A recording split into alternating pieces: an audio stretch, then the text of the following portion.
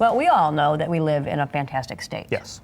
But now the spotlight is really shining brightly on Michigan. It's been named one of the best places to travel to in the world this year.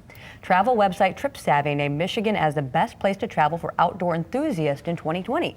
With more than 19 million acres of forest, 3,000 miles of shoreline, the site said Michigan is an underappreciated outdoor playground. I kind of tend to agree with that. The site also mentioned hikes at Sleeping Bear Dunes, National Lakeshore, even taking a dip in Lake Michigan, unsalted.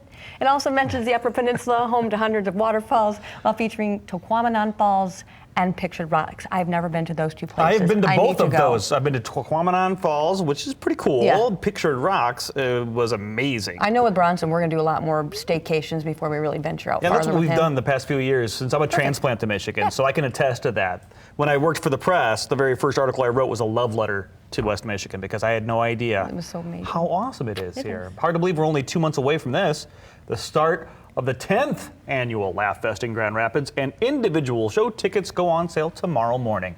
Ticket sales begin at 10 a.m. on Friday and can be purchased online or at the Van Andel Arena and DeVos Place box offices. Get comedians like Jim Gaffigan, Maria Bamford, Adam Caton Holland, and that man right there, Jeff Foxworthy, will be headlining this signature event. Money raised goes to support the organization's mission to help people battling cancer or grieving the loss of a loved one. It all starts and runs March 5th through the 15th. I need to get my Miranda Sings tickets. Yes, you do. You are a big fan. Yeah. Did you know today is National Law Enforcement Appreciation Day? And Bigby Coffee's doing their part. They're going to honor all active and retired law enforcement. Just stop by your local Bigby for a free 16-ounce beverage of your choice. Today is a way to say thanks. All you have to do is show your law enforcement ID to take part.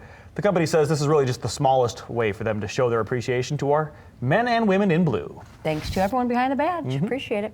We've had the honor of featuring West Michigan World War II veteran Virgil Westdale, and recently a special honor for his 102nd birthday. Westdale, the son of a Japanese immigrant, was part of the 442nd Regimental Combat Team, if you might recall, which was one of the most decorated units in American military history. Before the war, Virgil received his pilot's license at Western Michigan University, but was stripped of his Army Air Corps badge during the war because of his heritage. 2 years ago, he got it back during a special ceremony held at the Ford Museum in downtown Grand Rapids.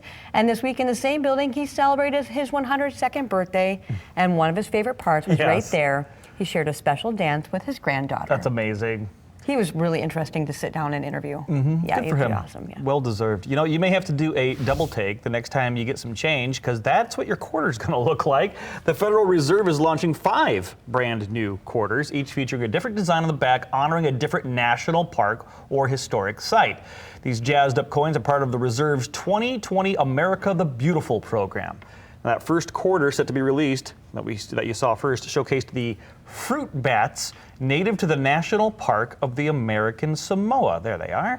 They come out February 3rd, with the other designs set to follow throughout the remainder of the year. Now, if you're a coin collector and you don't want to wait, you can buy individual quarters online or through the U.S. Mint.